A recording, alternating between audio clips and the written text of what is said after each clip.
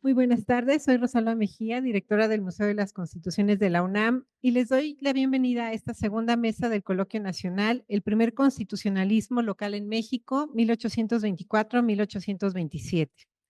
Hemos organizado este coloquio con el objetivo principal de conmemorar el bicentenario de las primeras constituciones locales en México y a través de ello propiciar la reflexión y diálogo en torno a los procesos constituyentes seguidos en los 19 estados que la Constitución Federal de 1824 reconoció en su artículo quinto y que concluyeron con la promulgación de los primeros textos fundamentales de los estados integrantes de la Federación.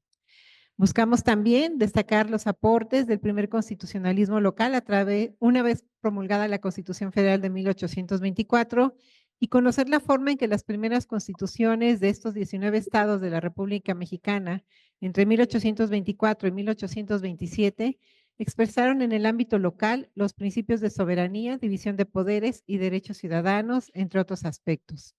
Estos documentos jurídicos delinearon el naciente federalismo mexicano y contribuyeron a la formación de la República con pervivencia hasta el presente. Este coloquio está integrado por 12 mesas e inició el 21 de noviembre del año pasado, mes en que fue publicada la primera constitución estatal, que fue la del estado de Jalisco, y estas mesas terminarán en el mes de julio del presente año. El coloquio es también el marco de una exposición temporal titulada Integrar la Federación, las primeras constituciones estatales, que estará abierta al público en este recinto a partir del mes de febrero y hasta el mes de julio y será acompañada de una publicación digital conmemorativa. En cada mesa, especialistas de todo el país reflexionarán sobre los antecedentes de la creación del Estado, los procesos constituyentes locales, las primeras constituciones y su relación con el federalismo de la Constitución de 1824 y los principios fundacionales de la nación. Agradezco a quienes han aceptado nuestras invitaciones para formar parte de esta actividad académica de divulgación y especialmente el día de hoy la generosa participación de los doctores Carlos Ramiro Sánchez Silva y del doctor Enciso Contreras que nos acompañan en esta segunda mesa. Dejo el micrófono a la doctora Jessica Colín, investigadora del museo, para continuar con esta presentación. Sean todas y todos bienvenidos. Gracias. Muchas gracias, maestra Rosalba Mejía, directora del Museo de las Constituciones. Buenas tardes a todas y todos. Les damos la más cordial bienvenida al Museo de las Constituciones. Con esta segunda mesa continuamos el programa de conferencias dedicadas al primer constitucionalismo estatal de México. En esta ocasión nos acompañan dos excepcionales investigadores de la historia social y del fenómeno jurídico, el doctor Carlos Sánchez Silva y el doctor José Enciso Contreras, a quienes agradecemos por supuesto su generosa participación y que abordarán respectivamente las constituciones de Oaxaca y de Zacatecas promulgadas en 1825.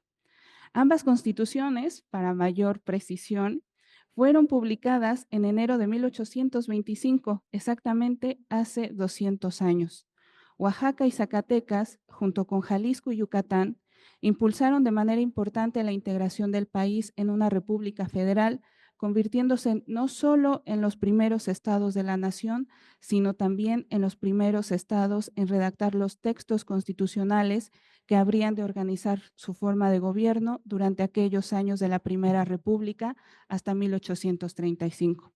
Celebrar entonces y conmemorar la importancia de este bicentenario pues es motivo de este programa de conferencias y también, como lo señalaba la maestra Rosalba Mejía, también una invitación para que nos acompañen en próximas fechas en la exposición temporal que estará abierta al público en el museo. Y bueno, pues para conocer cómo fue el proceso político y de formación jurídico-constitucional de estas entidades en su bicentenario, me permitiré presentar a nuestro primer ponente, doctor Carlos Sánchez Silva. Él es licenciado y maestro en Historia por la UAM Iztapalapa, maestro y doctor en Historia de América Latina por la Universidad de California en San Diego, en los Estados Unidos. Es profesor investigador del área de Historia del Instituto de Investigaciones en Humanidades de la Universidad Autónoma Benito Juárez de Oaxaca desde 1985 a la fecha. Es investigador nacional nivel 2 en el SNI y autor de varios libros y artículos sobre historia social y regional de los siglos XVIII y XIX, con énfasis en la historia de Oaxaca. Bienvenido, doctor. Lo escuchamos. Tiene 30 minutos para su conferencia. Muchas gracias. Pues muchas gracias por la invitación del Museo de las Constituciones de la UNAM. Y yo he titulado mi intervención con el título La Constitución Política Oaxaqueña de 1825 y el Federalismo Mexicano. La he dividido en tres partes, una breve introducción. El segundo es lo que yo llamo el periodo provisional preconstitucional en Oaxaca, 1823-1825, y finalmente un apartado donde yo hago un breve análisis de cuáles fueron las principales características de la Constitución Política de 1825, del 10 de enero, la primera Constitución Política oaxaqueña de este año. Bueno, entonces voy a empezar con la introducción. En los años que corren de 1823 a 1825, las provincias que encabezaron el proceso para que México tuviera una forma de gobierno republicana, federalista, son Jalisco, Zacatecas, Yucatán y Oaxaca. Fueron estas provincias quienes presionaron a modo que el Congreso restituido el 7 de marzo de 1823 solo fuera considerado convocante y no constituyente. Así las cosas, el nuevo Congreso Constituyente que se conformó trabajó en la elaboración de la primera Constitución Federal que se promulgó finalmente el 4 de octubre de 1824.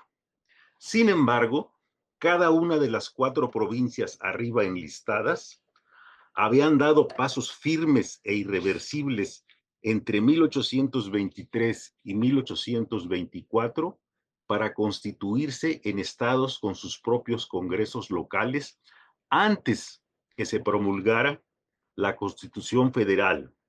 En 1823, Oaxaca instituyó su primer congreso el 6 de julio, Yucatán el 20 de agosto, Jalisco el 14 de septiembre y Zacatecas el 19 de octubre. Asimismo, se dieron su primer gobernador del estado con esta cronología. Jalisco el 18 de septiembre y Oaxaca el 4 de diciembre de 1823. Zacatecas el 31 de enero y Yucatán el 22 de abril de 1824. Finalmente, estas cuatro provincias radicales, como se les ha caracterizado, y ya dentro del Pacto Federal con soberanía compartida, promulgaron sus constituciones particulares. Jalisco el 18 de noviembre de 1824. En 1825, Oaxaca el 10 y Zacatecas el 17 de enero. Y finalmente Yucatán el 6 de abril. Todas estas acciones tuvieron eventos o sucedieron más bien antes de que se promulgara la Constitución Federal de 1824. Segundo punto, el periodo provisional preconstitucional en Oaxaca, 1823-1825. Con estos breves antecedentes de esta introducción que ponen en contexto el tema, considero que una etapa fundamental en la historia del derecho constitucional mexicano fue el periodo provisional, que en el caso particular de Oaxaca va del 6 de julio de 1823 al 10 de enero de 1825. Es decir, de la instalación del primer Congreso local a la promulgación de la primera Carta Magna local. Por esta circunstancia, se impone, en primer lugar, dedicarle una parte a esta labor que he denominado legislación provisional preconstitucional y, en segundo lugar, un breve análisis de las características más importantes de la primera constitución política oaxaqueña. Pocos autores para la historia de Oaxaca han reparado en la importancia de la labor legislativa preconstitucional local. A pesar de que entre 1823 y 1825 se definen muchas de las cuestiones que después codifica la primera constitución política estatal de enero de 825. En este lapso, el Congreso local provisional dictó 36 decretos y 7 órdenes que sentaron precedentes importantes. Las más importantes disposiciones pueden agruparse en dos grandes bloques. El primero define la organización interna del Estado en cuanto a su forma de gobierno, división de poderes, religión, territorio, requisitos de ciudadanía y el pacto federal. Así, las bases provisionales del gobierno de Oaxaca, que se promulgaron en julio de 1823, asientan que Oaxaca, cito, solo reconocerá con las demás de la nación mexicana las relaciones de fraternidad, amistad y confederación que determine la Constitución General. Mientras se conformaba el Congreso General, solo, cito, se reconoce por centro de unión de todos ellos a la capital de México. Y, finalmente, cito, se reconoce a sí mismo el actual Congreso y Supremo Poder Ejecutivo de México, entendiéndose que el Congreso no tiene más carácter que el de convocante. Con algunas variantes de redacción, la primera ley orgánica estatal de mayo de 1824 repite estos mismos principios, pero agrega lo que ha sido calificado por otros autores como la soberanía compartida, al apuntar que Oaxaca, cito, es soberano, libre e independiente en todo lo que toca a su administración y gobierno interior.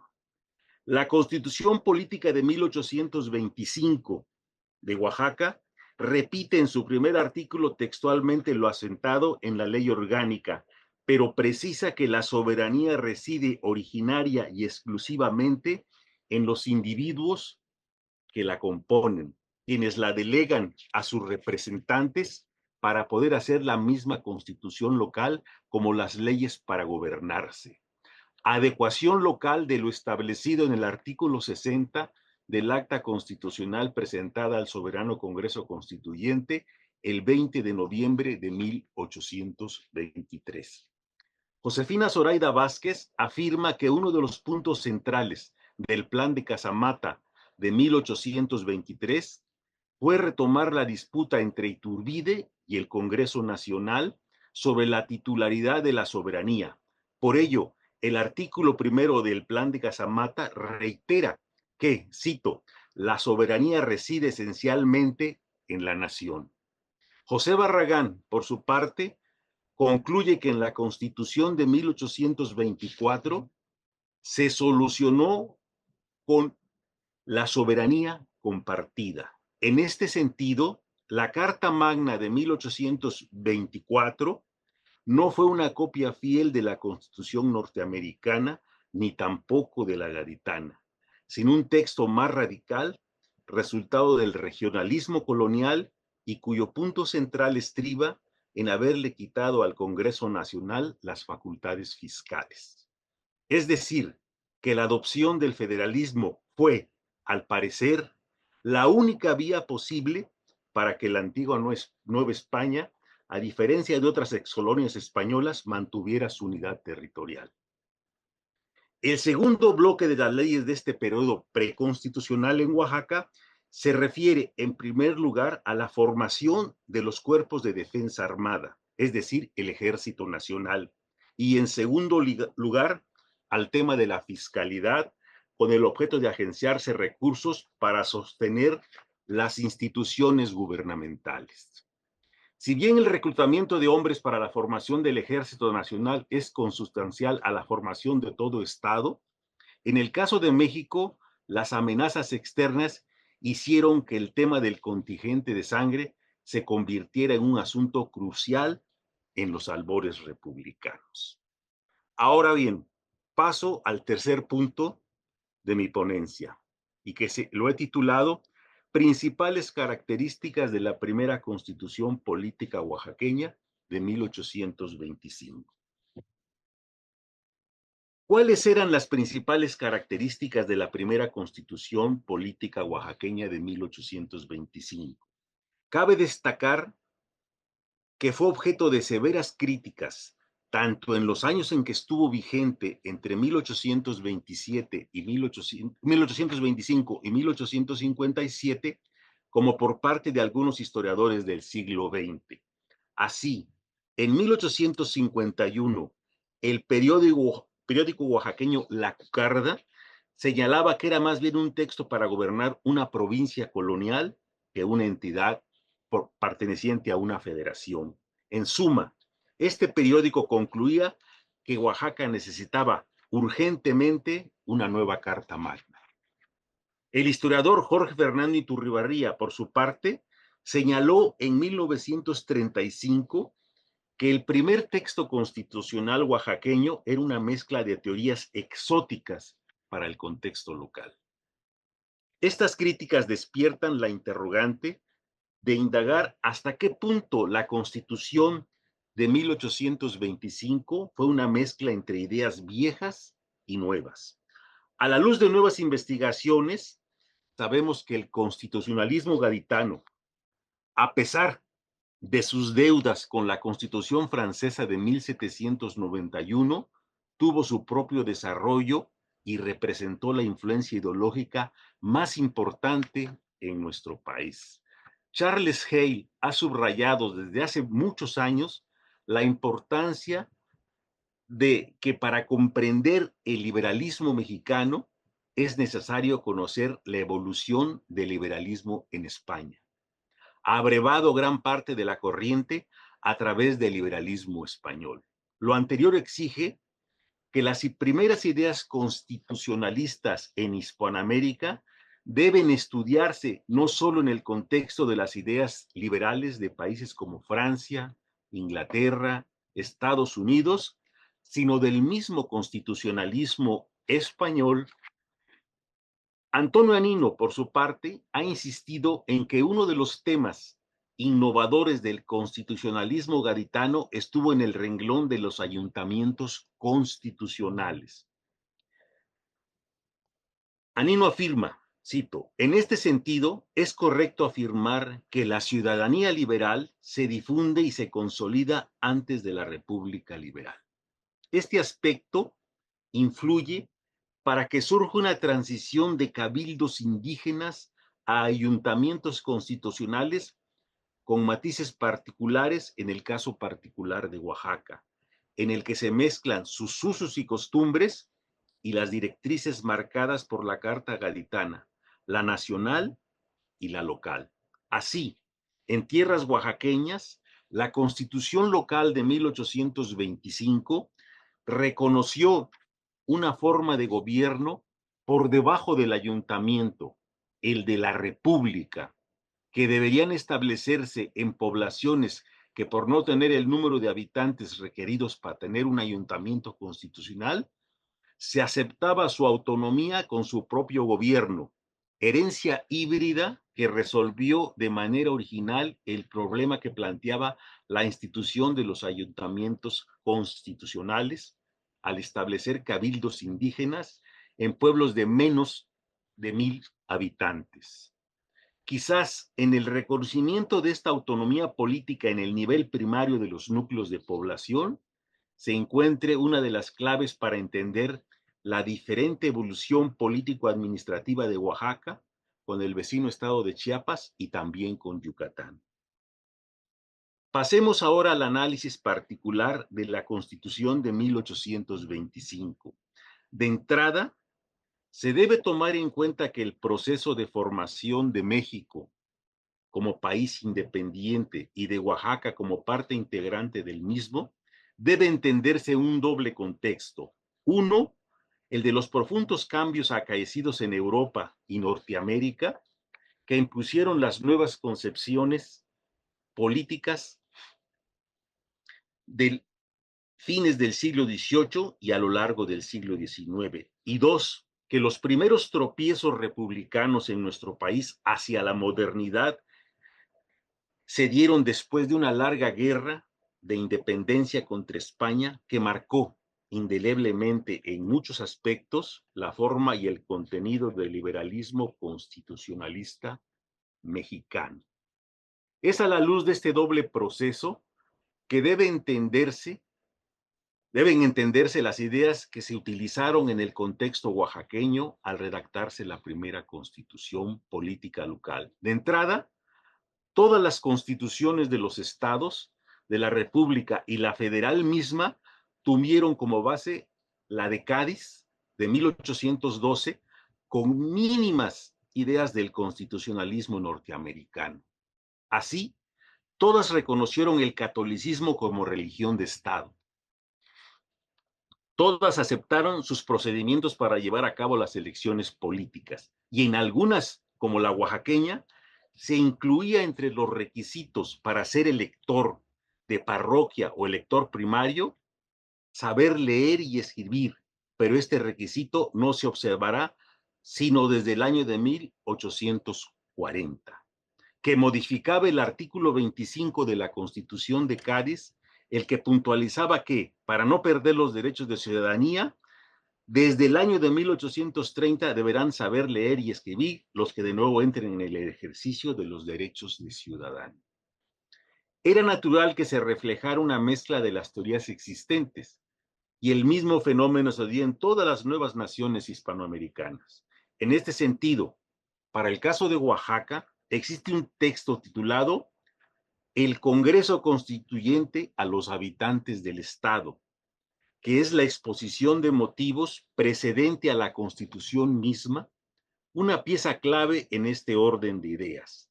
La primera sección de la Constitución local se refiere a quiénes son los miembros del Estado y de los deberes que deben gozar.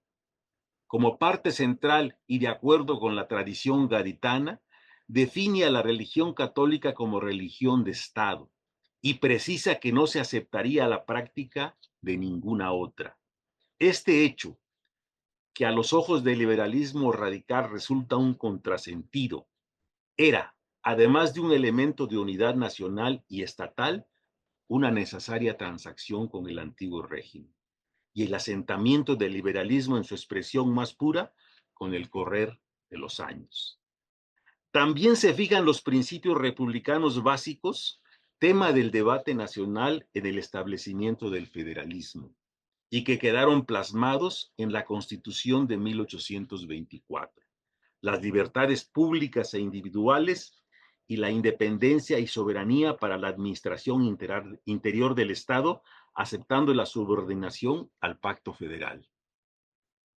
Al igual que sus similares de otros estados, los derechos civiles quedaron garantizados: igualdad ante la ley, libertad civil, seguridad de las personas y de la propiedad privada.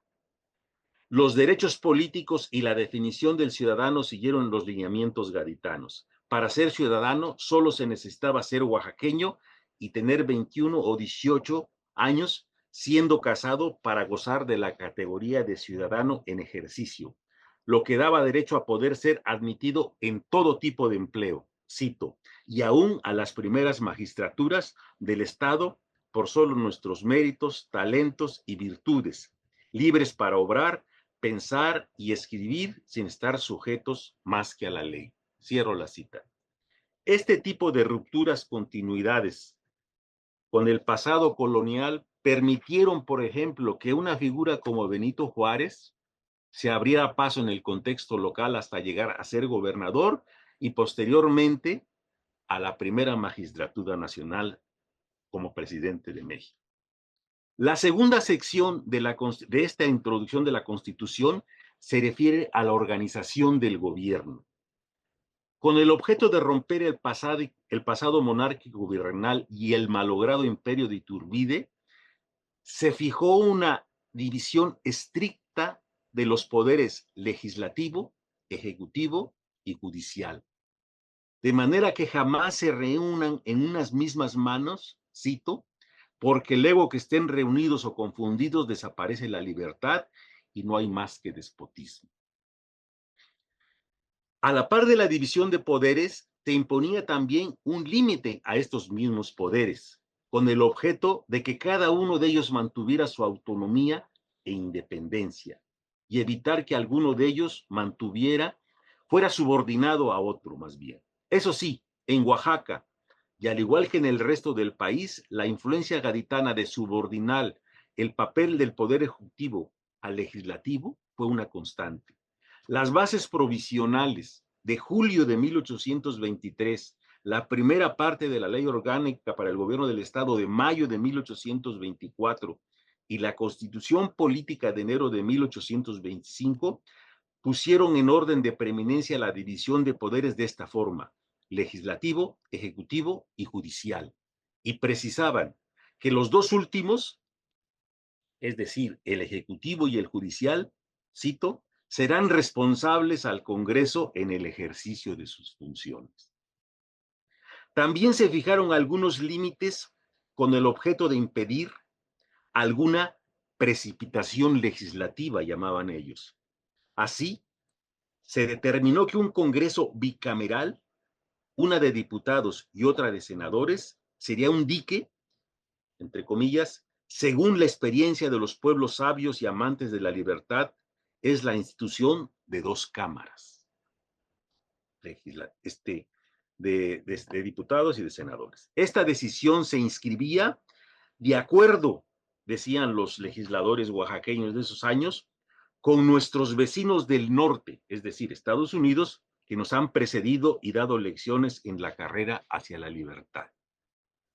Para evitar el hábito embriagante del poder, decían, de los legisladores, se estableció que la Cámara de Diputados fuera renovada en su totalidad cada 2 años y la de senadores en la mitad de sus miembros en este mismo lapso de tiempo.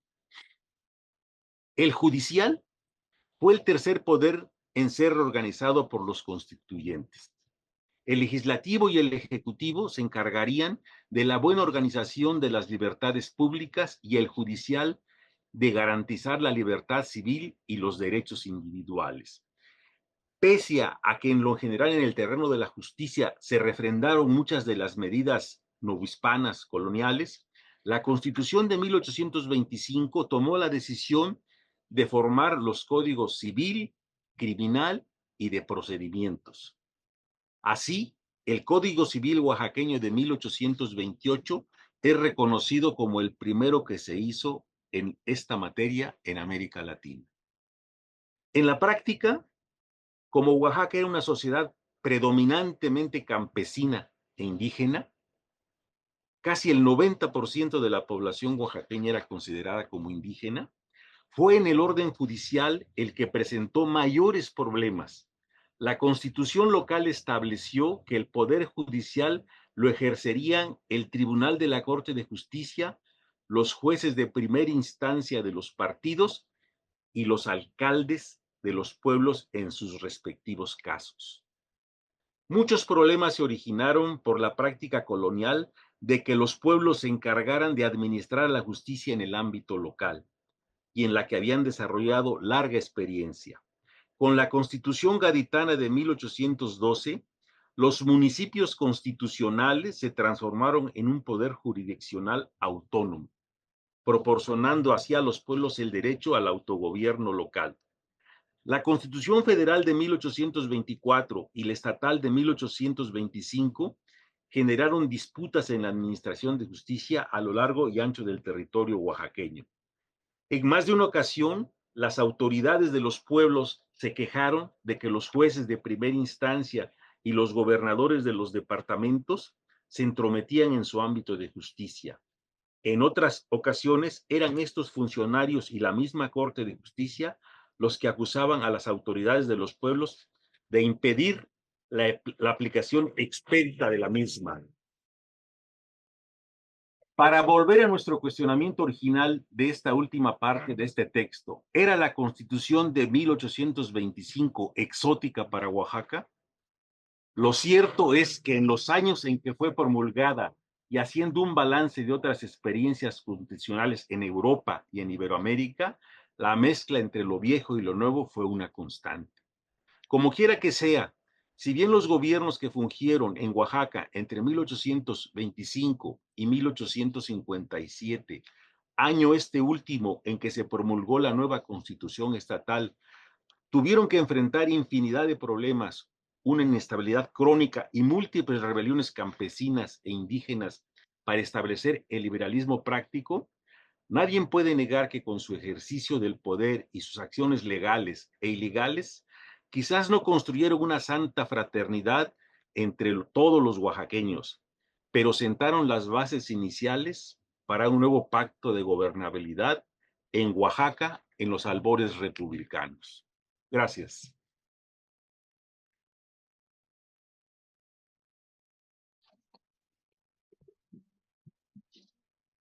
Muchas gracias, doctor, por su estupenda intervención. La verdad es que nos hace pensar muchísimo efectivamente en cómo ocurre esta primera experiencia y lo que plantea también ese concepto tan interesante, el periodo provisional, que inmediatamente me lleva a pensar, ¿no?, en esta conceptualización de la transición jurídica, cómo en estos años se van creando, por supuesto, disposiciones normativas que serán temporales y mientras cobran vigencia, al mismo tiempo la dejan de tener en virtud de la promulgación de la primera Constitución y el arranque propiamente dicho de esta conformación jurídica de los estados. Qué interesante tema, sin duda, y bueno, pues además esta promulgación tan temprana del primer Código Civil del Estado de Oaxaca, que se adelantó prácticamente 50 años a lo que habría de ocurrir ya hacia la segunda mitad decimonónica. Pues sí, estupendos temas. Muchísimas gracias, doctor. Ahora continuaremos con la intervención del doctor José Enciso Contreras. Él es licenciado en Derecho por la Facultad de Derecho de la Universidad Autónoma de Zacatecas, es doctor en Historia del Derecho por la Universidad de Alicante en España, ha sido docente invitado por la misma Universidad Alicantina, también en la Universidad de Sevilla y la Escuela de Estudios Hispanoamericanos en España. Es investigador en el Poder Judicial del Estado de Zacatecas y también es investigador nacional nivel 2. El doctor José Enciso nos hablará sobre la primera Constitución del Estado de Zacatecas de 1825. Adelante, doctor, lo escuchamos con mucho gusto, por favor. Pues muchas gracias. Quiero decirles que me emociona estar en este foro, en el contexto del Museo de las Constituciones, que en sí mismo ya es toda una invitación a la reflexión sobre nuestras realidades institucionales. Y quiero comenzar, ahora que vamos a hablar de la Constitución de 1825 del Estado de Zacatecas, quiero comenzar haciendo algunas confesiones, ya que soy conocedor de la proverbial discreción de este público. Y la primera de ellas sería que me he percatado desde hace un tiempo, pero ahora lo reafirmo, en la carencia o la poca frecuencia de estudios en relación a las constituciones estatales. Yo recuerdo que en la época de los 80, una corriente sudamericana, especialmente brasileña, que también vive en su federalismo, comenzaron a desarrollar no solamente estudios sobre la institucionalidad y constitucionalidad federalista brasileña, sino también una corriente de estudios acerca de las constituciones de los estados. No sé si estén de acuerdo conmigo en que una tendencia académica pues aplastante en el periodo de formación de quien les habla era el enfoque de prácticamente todas las materias a partir de un enfoque federal y contradictoriamente central. Es decir, todas las disciplinas del derecho público y hasta privado se enfocaban a partir de criterios de la Constitución Federal Nacional. Era excepcional el profesor que planteaba comentarios acerca del derecho estadual, del derecho local, que finalmente es con el que íbamos a trabajar los abogados de esa época.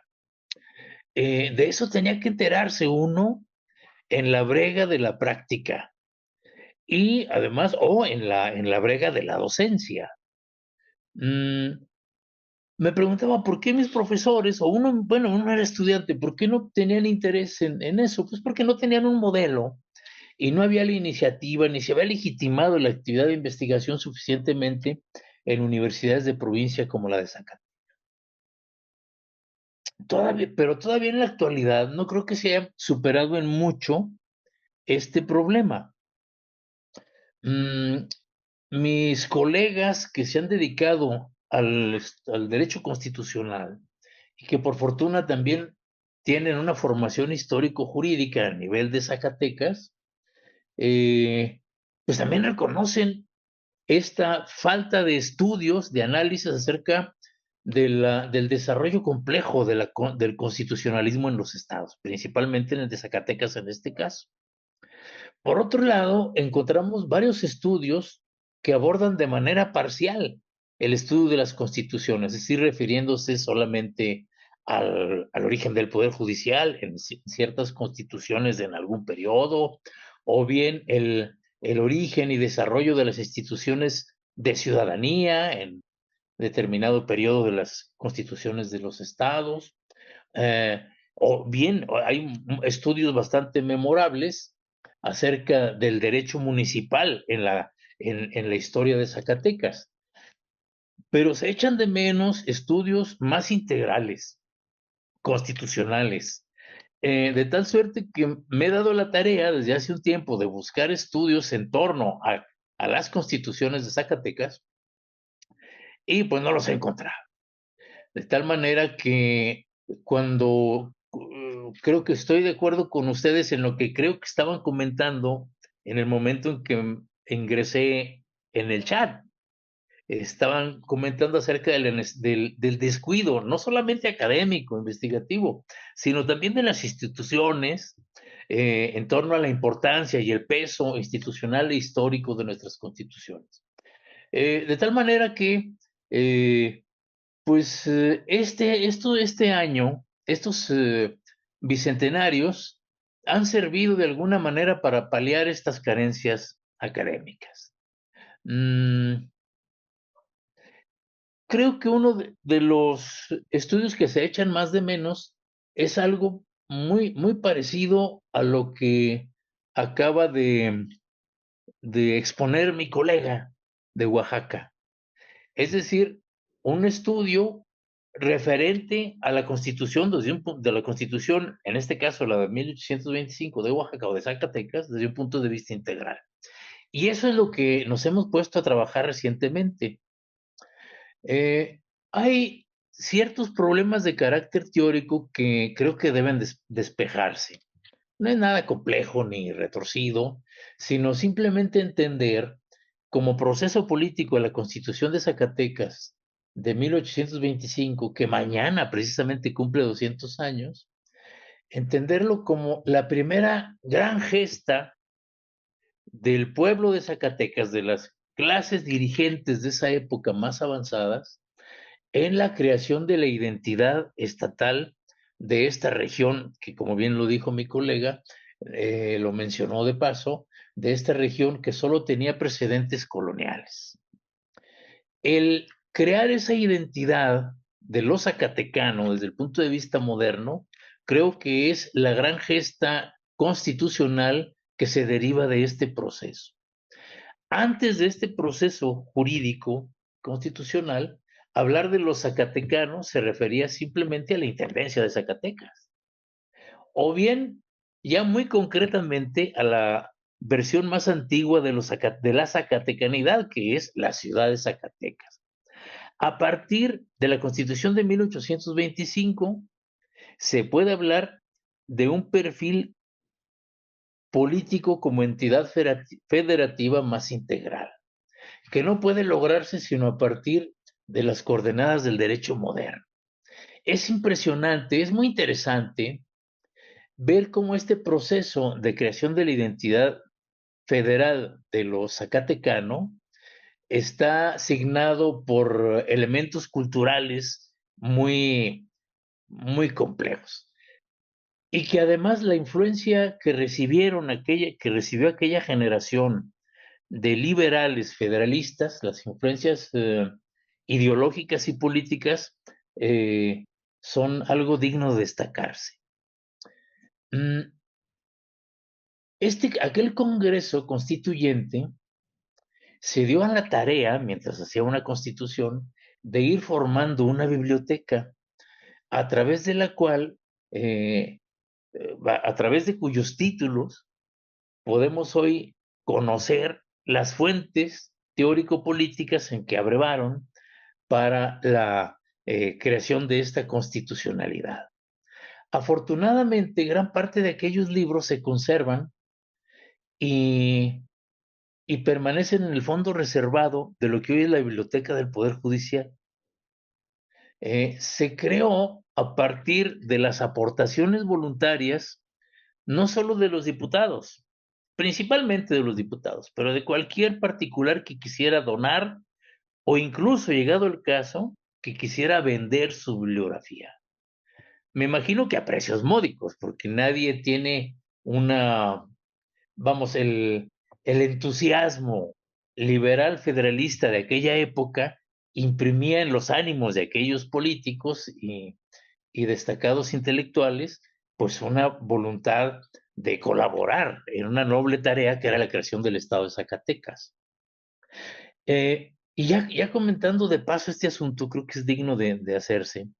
El origen, creo yo, de la primera biblioteca pública de México se encuentra en la que creara aquel Congreso Constituyente y las legislaturas sucesivas.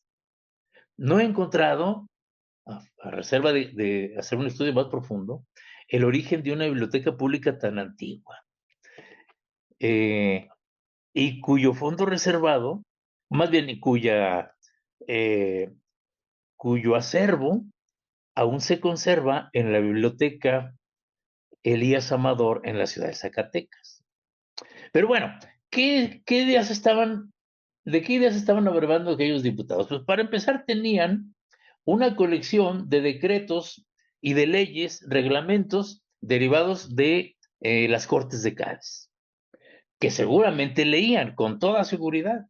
Tenían autores de la talla de Voltaire, tenían autores de la talla de Gaetano Filangieri, hay muchos filósofos ingleses, está Beccaria, es decir, estamos hablando de diputados excepcionales porque leían. Tal parece que es una especie de legislador que se extinguió finalmente con esa generación, pero de que tenían una biblioteca importante, la tenían.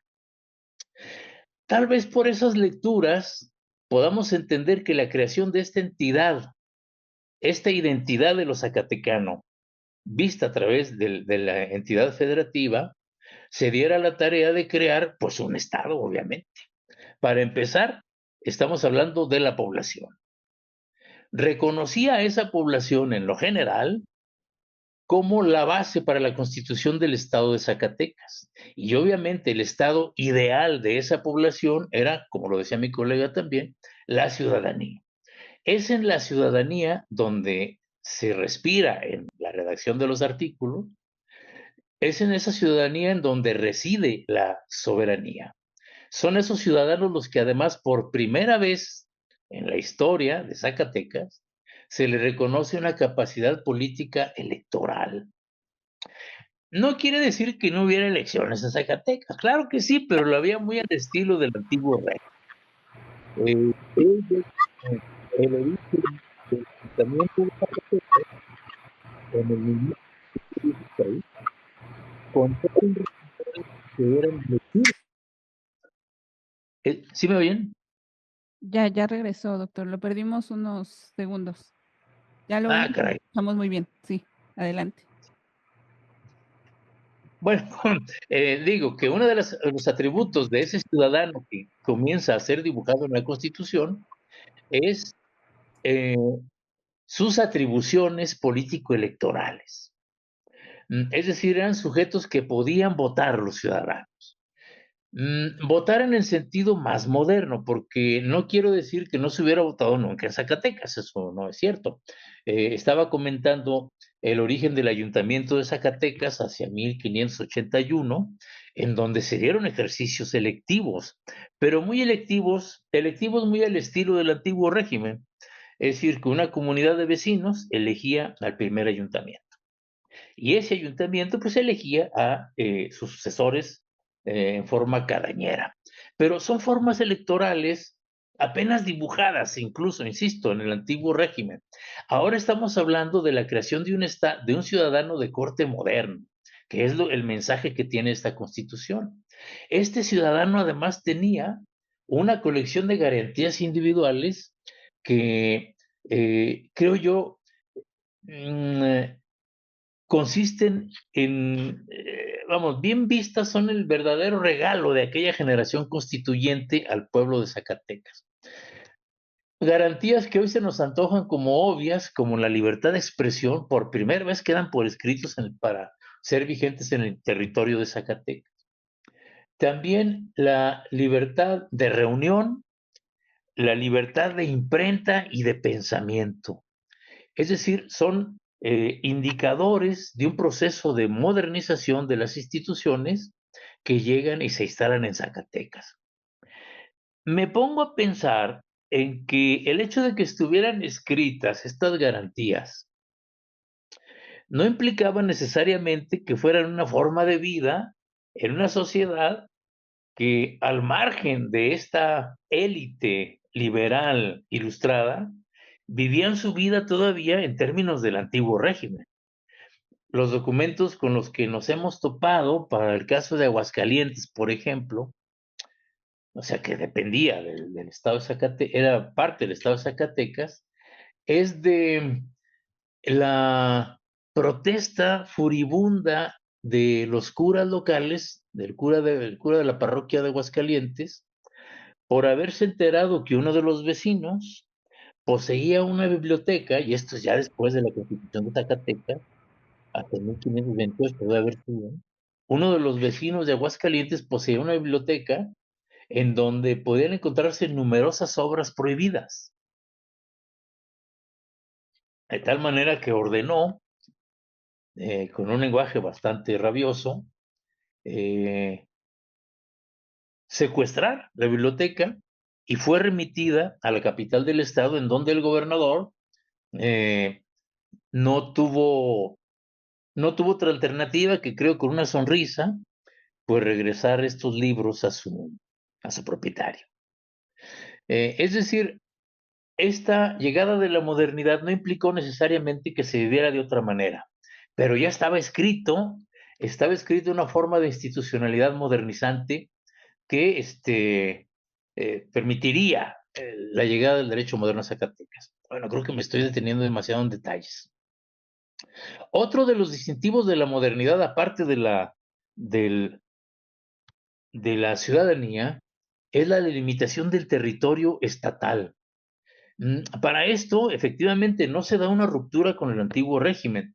Se declara como partes integrantes del estado de Zacatecas a 11 antiguos partidos que, según declara el mismo constituyente, son los partidos que se tenían en la intendencia.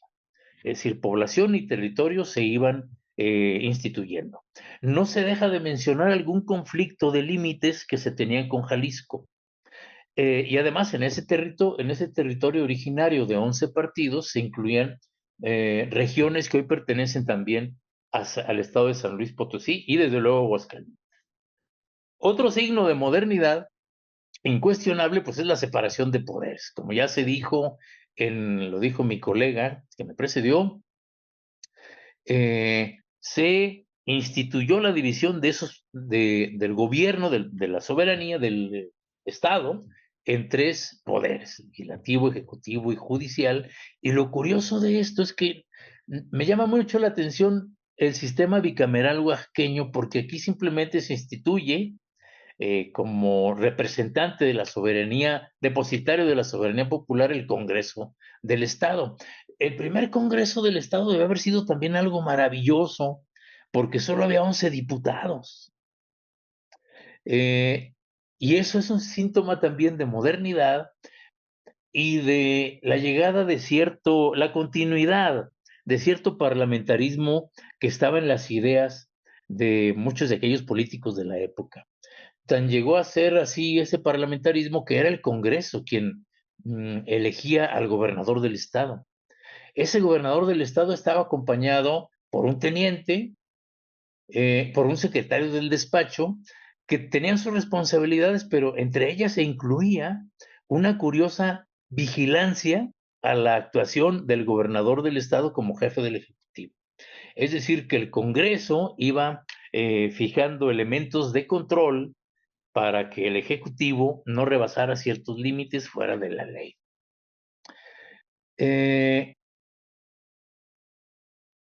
No me va a dar tiempo para terminar el planteamiento, pero así como hubo esos elementos, indicadores inequívocos de modernidad, esta Constitución también se quedó con reminiscencias del antiguo régimen.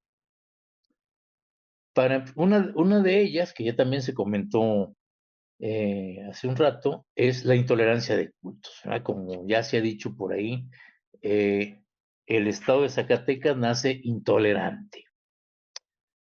Y en consecuencia también con lo que decía la Constitución Nacional de 1824. Lo curioso de esto, que creo que también vale la pena comentarse, es que esa intolerancia, no sé, creo yo, hay indicadores que no era igual, por lo menos en el pensamiento político de las clases dirigentes. Un indicador de esto, aparte de la intolerancia que está en todas las constituciones estaduales, es el tipo de invocación constitucional que hicieron al inicio de estos documentos. Todas las constituciones de los primeros estados, de las primeras 18 constituciones, 19 constituciones, solo una, vamos a ver, solo una tuvo una invocación prácticamente invisible, que fue la del estado de Veracruz. El resto de las constituciones comenzaban su texto poniendo a Dios como supremo legislador universal, y las fórmulas utilizadas para esta invocación, esta frase, en el nombre de Dios, etcétera, el Congreso del Estado fulano decreta lo siguiente. Bueno, estas invocaciones fueron diferentes en cada caso, y yo creo que pueden también leerse como elementos del sentido religioso que pervivía en los constituyentes de la época. Por ejemplo, las dos constituciones con invocaciones más que barrocas, sino prosopopéyicas, fueron aquellas que tenían de 25 o más palabras. Es decir, no nomás invocaban a Dios, sino que invocaban a la Divina Trinidad, a Cristo, etcétera, etcétera, hasta hacer 25 o más palabras. Fueron las constituciones de Chiapas que mostraron asimismo la historia chapaneca. Ese grupo mostraba serias resistencias al liberalismo, y por otro lado, la Constitución de San Luis Potosí, es decir, de 25 o más palabras en su invocación. También las invocaciones ampulosas tenían de 15 a 24 palabras, y aquí es donde Zacatecas queda ubicada.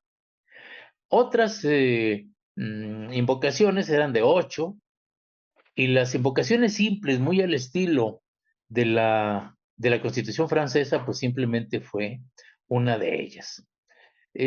Siento pues que esto es uno de los elementos que no logró, la intolerancia de cultos fue uno de los elementos que no fueron indicadores de modernidad, ¿no? Es curioso cómo la misma Constitución habla de que no solamente era la religión de Estado la católica, sino que el Estado quedaba obligado para protegerla y sostenerla en términos del patronato o del concordato que hiciera la República Federal Mexicana con el Vaticano.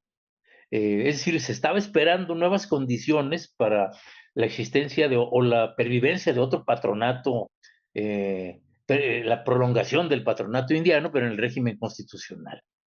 Y otro elemento que tampoco pudo modernizarse en esta versión constitucional de Zacatecas fue la persistencia de los fueros. Se toca de manera muy general, pero muy claramente subsisten los fueros para el clero y para la milicia. Bueno, quiero dejar las cosas aquí y pues simplemente decir que seguimos en este proceso de investigación y que tal parece que nos reserva todavía muchas sorpresas. Agradezco mucho su atención.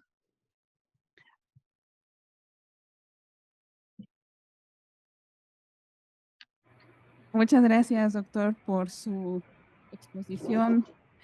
También deja muchísimas preguntas. Esta condición religiosa, efectivamente, cuando nos ponemos a leer los preámbulos de las constituciones, y ya si nos vamos también al aparato de los artículos, pues encontramos esta condición de señalar que la religión católica era perpetua, ¿no? Y que, bueno, además en esa condición no podría profesarse ninguna otra, entonces también resulta bastante llamativo como una condición muy particular de las constituciones de la época. Y hablando particularmente de la de Zacatecas, pues también pensar en conjunto con lo que señalaba también el doctor Sánchez, ¿no? Pensar quiénes escriben, o quiénes escribieron, mejor dicho, estas constituciones. Pensamos en personas, por supuesto, letradas, que sabían leer además en francés, en latín, en inglés, ¿no? Y eso, por supuesto, también permeó en una cultura jurídica que se trasladó a estos primeros documentos constitucionales y de los que van apareciendo estos legados, ¿no? Estas bibliotecas que se fueron conformando, pues bueno, también es una invitación para ahora conocer la biblioteca del Poder Judicial de Zacatecas, ¿no? En estos documentos y estos libros iniciales. Pues bueno, muchísimas gracias a ambos. No sé si tenemos unos minutos para preguntas.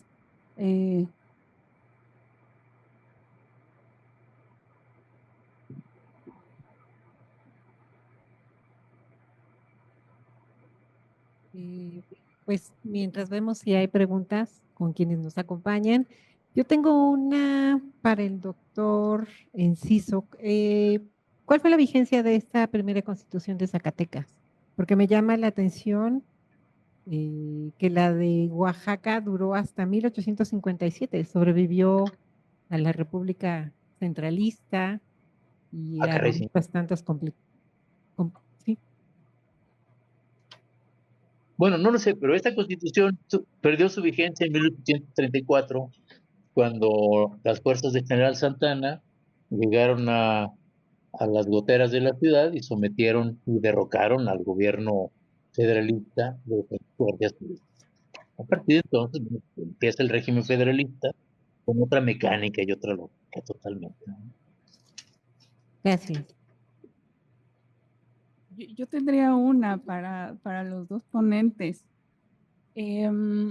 Sabemos que para el caso de la enseñanza de la Constitución Federal de 1824, las constituciones centralistas y después, bueno, llegando a la de 1857, otra vez federal, se escribieron catecismos políticos que pretendían ser unos vehículos pedagógicos para enseñar en las escuelas, enseñar a algunas personas no versadas en el ámbito jurídico qué contenían las constituciones, qué derechos había, qué significaba la división de poderes, qué significaba que estuviera constituida la República en ese sentido federal.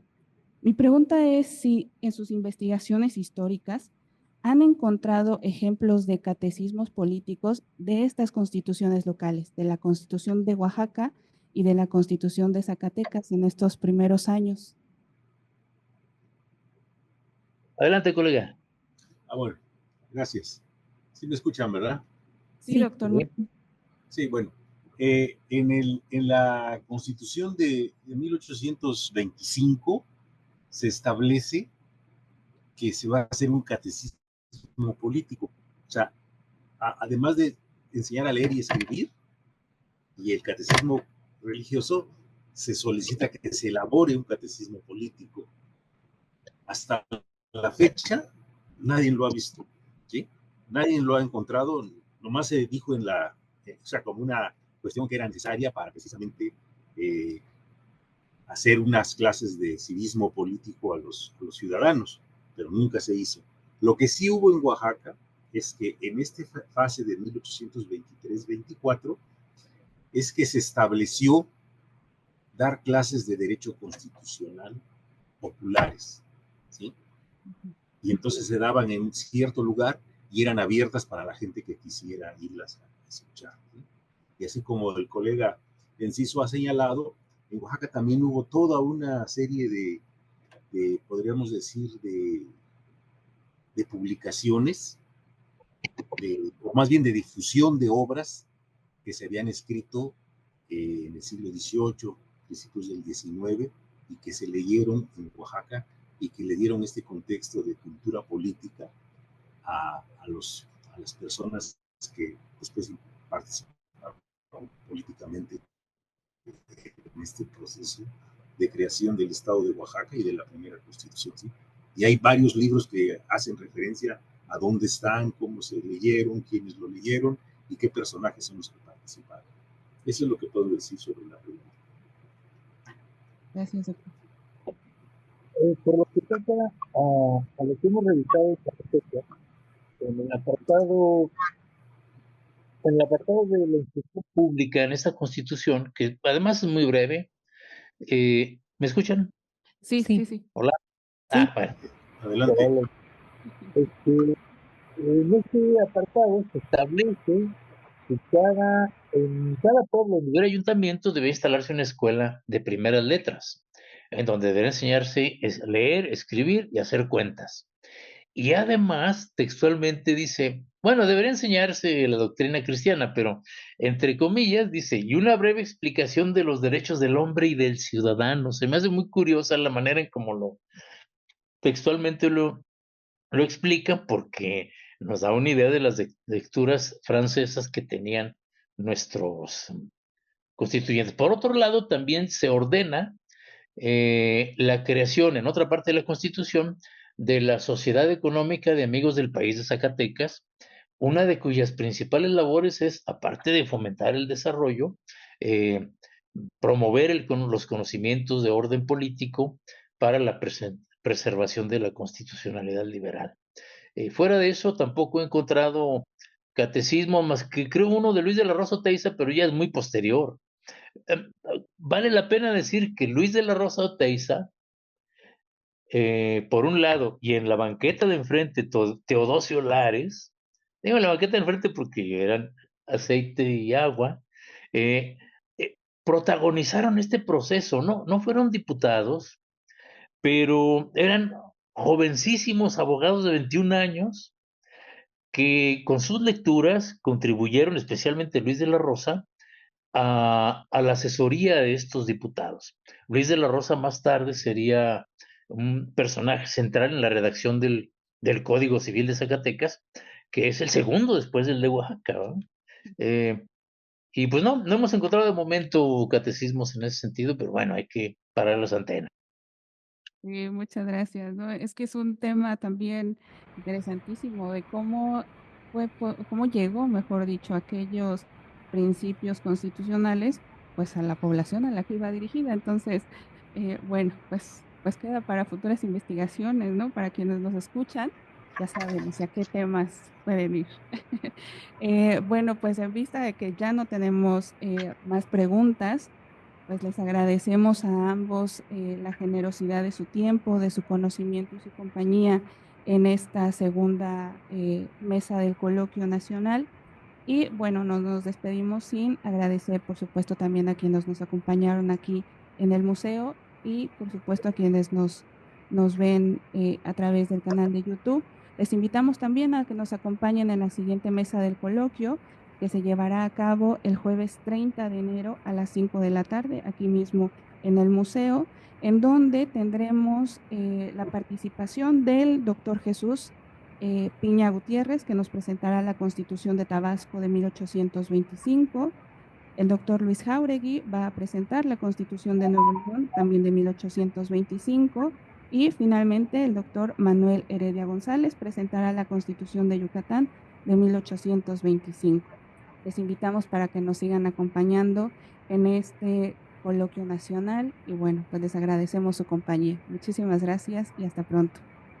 Gracias, doctora. Hasta luego, gracias.